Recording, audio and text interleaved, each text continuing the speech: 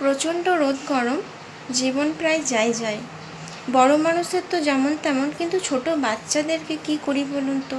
তারা তো প্রায় এই গরমে খাওয়া দাওয়া বন্ধ করে দিয়েছে বললেই চলে। তো কি করি বলুন তো? আমারও মেয়ে আছে।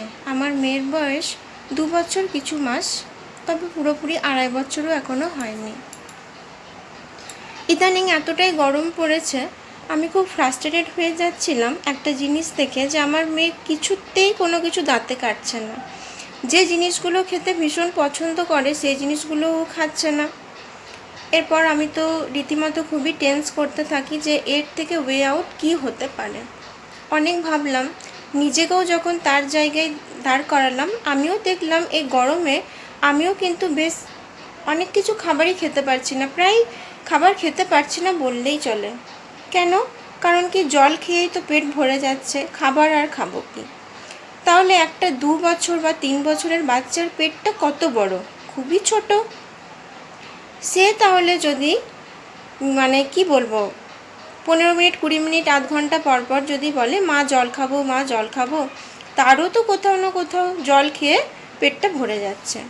তো এই জিনিসটা আমাদের মাথায় রাখতে হবে যে আমরা যেমন বড় মানুষরা গরমে খেতে পারছি না, আমাদের জল খেয়ে পেট ভরে যাচ্ছে, বা খাবারের থেকে মনে হচ্ছে একটু ঠান্ডা জল খেয়ে নিজেদেরকে জিরিয়ে নিই, সেরকম ওরা তো ছোটো বাচ্চা, ওদেরও কিন্তু একই রকম অবস্থা।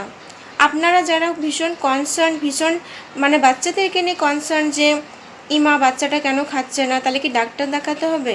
প্রত্যেকটা বাচ্চারই কিন্তু মোর আর লেস একই রকম সিচুয়েশন দিয়েই যাচ্ছে। তাদেরও গরম লাগছে, তাদেরও কিন্তু জল পিপাসা পাচ্ছে।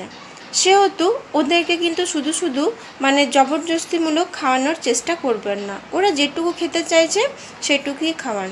তবে হ্যাঁ, একটা দিক অবশ্যই লক্ষ্য রাখতে হবে যে তার টয়লেটটা যেন ইয়েলো না হয়। যদিও কিন্তু অত্যধিক গরমে অতিরিক্ত জল খাওয়ার পরেও দেখবেন, শুধু বাচ্চাদের নয়, বড় মানুষদের কথা বলছি, আমাদেরও কিন্তু ইউরিনটা ইয়েলো হচ্ছে। তো ওদেরও কিন্তু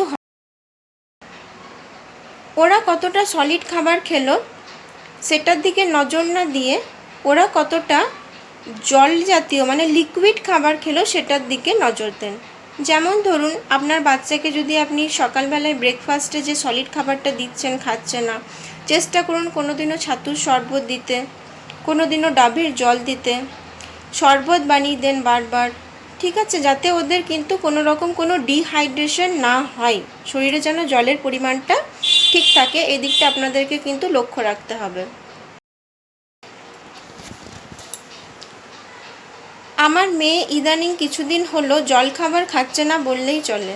তাহলে ও কি খাচ্ছে? ও কিন্তু ম্যাক্সিমাম টাইমেই আমি দেখছি ওই শরবত খেয়ে ওর পেট ভরে যাচ্ছে। হয় ছাতুর শরবত, না হয় একটু ডাবের জল, না হয় ওকে শরবত বানিয়ে দেওয়া হয়। আর আমি তো শরবত বানিয়েই রাখি ওর জন্য। আর ফ্রিজের একদম প্রচণ্ড ঠান্ডা শরবত বা ঠান্ডা জল আমি ওকে দিই না।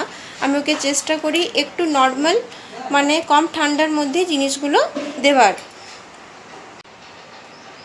এই গরমে বাচ্চা কতটা খেলো তার থেকেও জরুরি আমার বাচ্চা কতটা এই গরমে ভালো আছে। তো গরমে বাচ্চাদেরকে যতটা পারবেন লিকুইড খাবার দেওয়ার চেষ্টা করবেন, কারণ ওরা ছোটো, তো ওদের এটা খুবই দরকার লিকুইড খাবারটা।